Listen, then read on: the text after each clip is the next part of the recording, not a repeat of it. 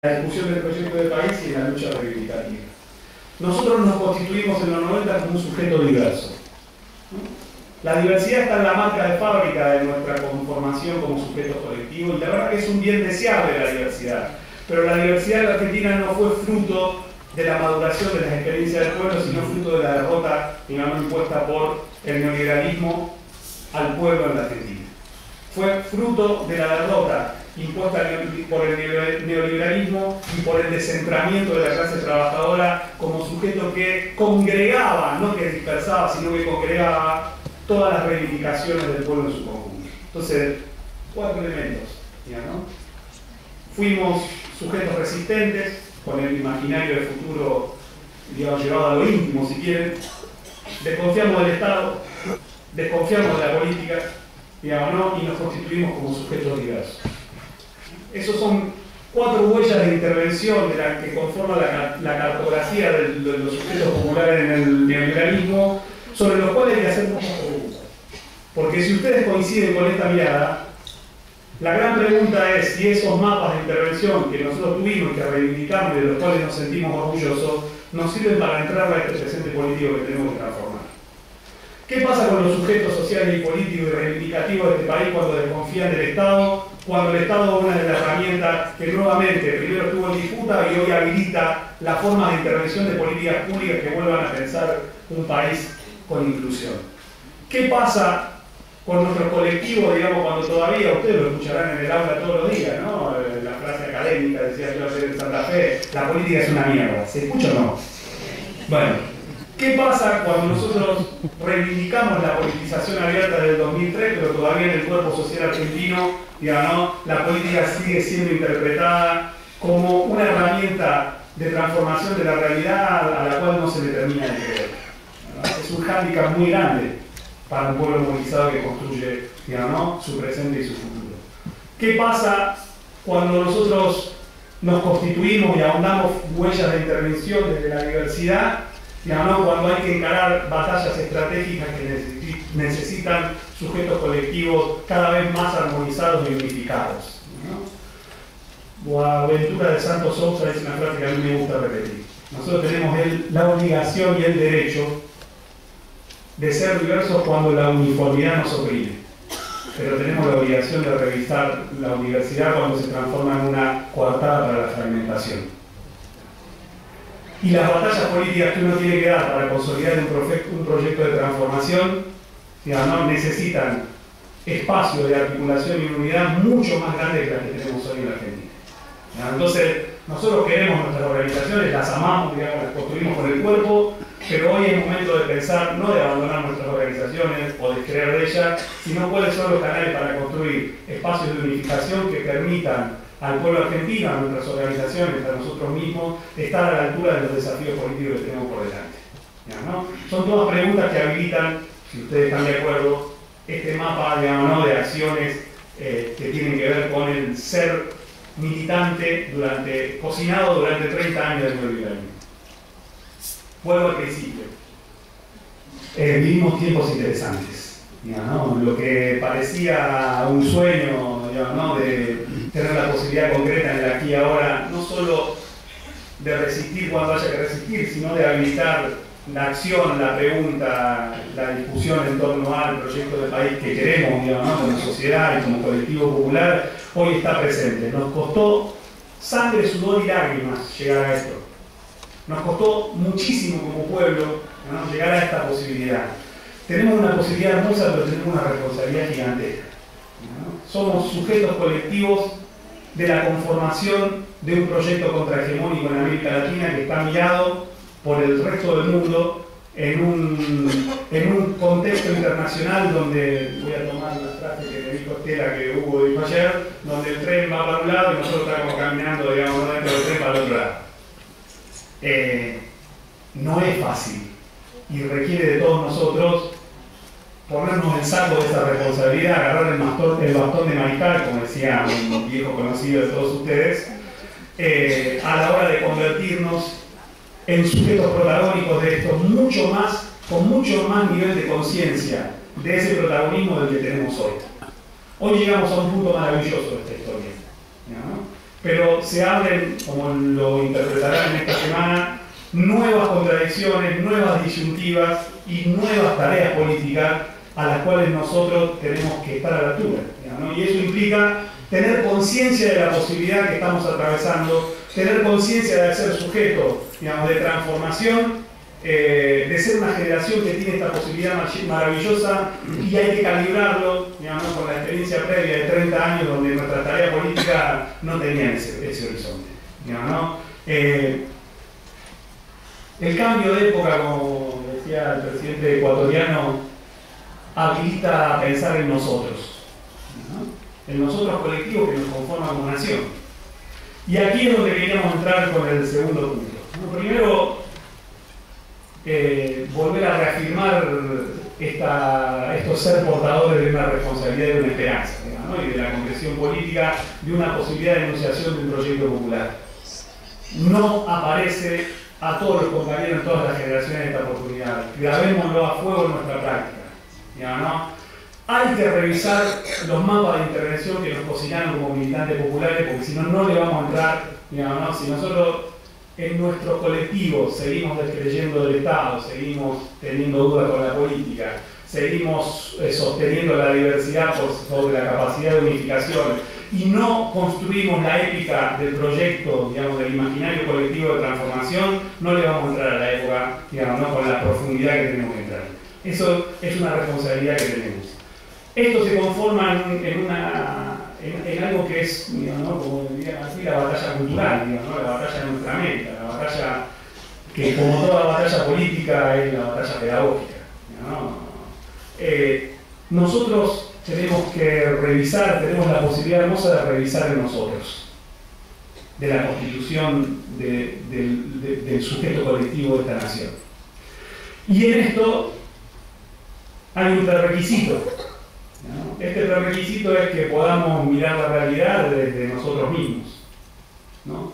Y esto dicho con mucha responsabilidad en un auditorio lleno de docentes, digamos, ¿no? De compañeros trabajadores de la educación. Nosotros hoy tenemos una oportunidad y también un desafío maravilloso en términos de esto de naturalizar las formas exóticas con las cuales es el mirador que nos sirve para leer la realidad. Y acá hay muchas cosas que discutir en torno a algunos momentos argentinos, si quieren, ¿no? Discúlpenme la deformación profesional, la cuestión de la historización, ¿no? La historia argentina, de la nación argentina, desde mi perspectiva, humilde perspectiva, tiene 7 momentos, ¿no? Uno es el de la guerra de la emancipación, donde nosotros nos ganamos el derecho y la oportunidad de ser una nación.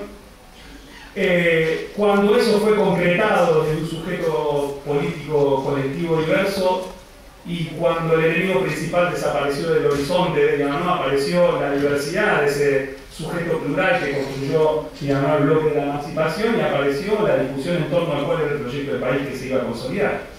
La burguesía comercial porteña o los que después iban a ser los terratenientes no tenían la misma mirada, digamos, ¿no? Que los criollos del interior. Hay un juego de intereses que es por donde transita la historia en América Latina.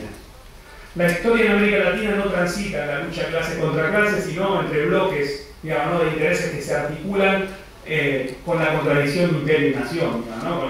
Con proyectos de país que nos articulen como cadena de transmisión a la dependencia o que construyan nuestro imaginario de emancipación. Dentro del bloque emancipador hay diferencias, siempre las hubo y siempre las va a haber, ¿no? Y cuando nosotros logramos la victoria política de que el enemigo principal se corra de la escena, aparece en esa diversidad la discusión de cuál es el proyecto de país.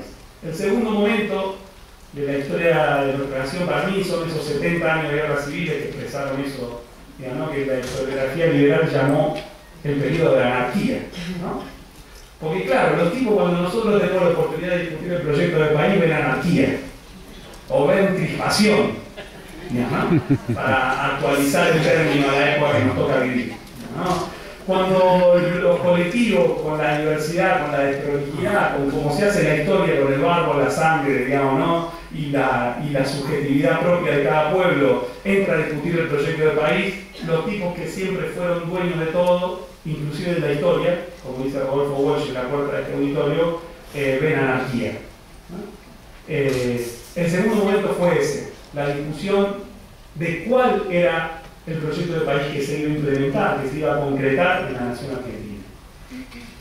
El tercer momento marca desde mi perspectiva, derrota de los sectores populares, cuando la oligarquía terrateniente impone, digamos, a sangre y fuego y aliada con los intereses británicos el modelo agroexportador que tanto enseñamos en nuestras primarias y secundarias, ¿no? La consolidación del Estado Nacional y la consolidación de ese modelo de acumulación dependiente tiene un prerequisito que es la derrota de las luchas populares, ¿no? Entonces, ese es el tercer momento. Y después quiero volver, porque tiene que ver mucho con lo que charlábamos hoy con Estela. Ese es un momento definitorio, porque cuando vos consolidás el Estado-Nación, ¿no? Consolidás una huella que va a perdurar en el tiempo y le pones una impronta a determinada organización del relato histórico, de la identidad, de las relaciones sociales, de la economía, que están llamadas a hacer una profunda huella en la conciencia colectiva. Después vamos a volver a este tercer momento, ¿no? El cuarto momento es el maravilloso periodo abierto en los mediados de la década de los 40, digamos, para los compañeros peronistas, los años felices, digamos, ¿no?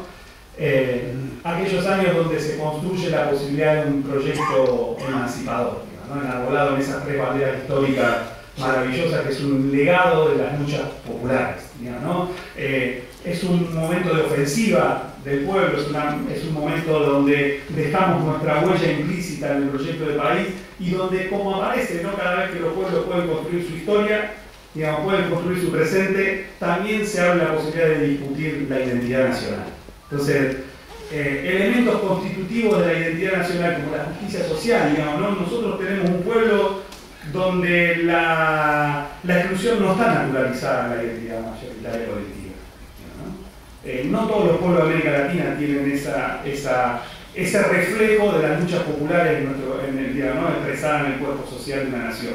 Nosotros no, para el pueblo argentino, la naturalización de la exclusión, digamos, ¿no? fue un producto que las clases dominantes tuvieron que esperar hasta la década de los 90 para construir, a pesar de haber triunfado en un modelo de acumulación en el 75-76. ¿No? Bueno, eso tiene que ver con esa experiencia maravillosa, digamos, ¿no? del primer peronismo. Entonces, ese es otro momento. El momento que sigue empieza en el 55, ¿no? Y que va del 55 al 76. Y es nuevamente la reactualización, digamos, ¿no? de la guerra civil del siglo XIX.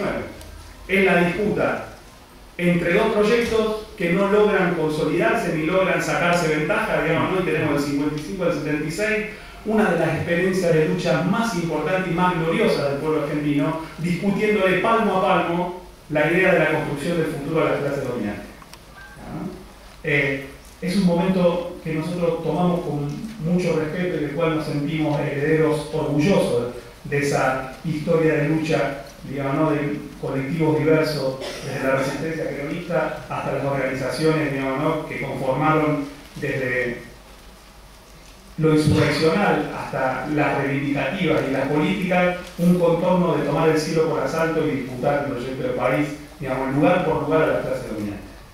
La dictadura del 76 cierra, digamos, ese sueño y construye el inicio de la noche negra del neoliberalismo, digamos, que es el otro momento, del cual no voy a hablar porque todos fuimos sujetos.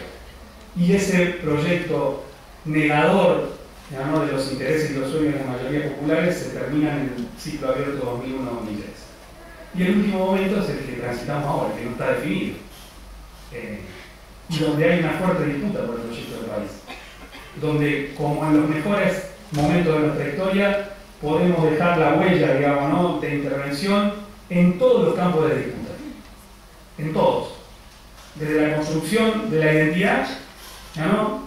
La maravillosa experiencia de las movilizaciones del Bicentenario da cuenta de eso, desde la reivindicación de los sujetos más importantes de los sectores populares, de la clase trabajadora, los cambios que ha habido, digamos, tanto en el volumen como en los avances, como en las tensiones en torno a la relación capital-trabajo.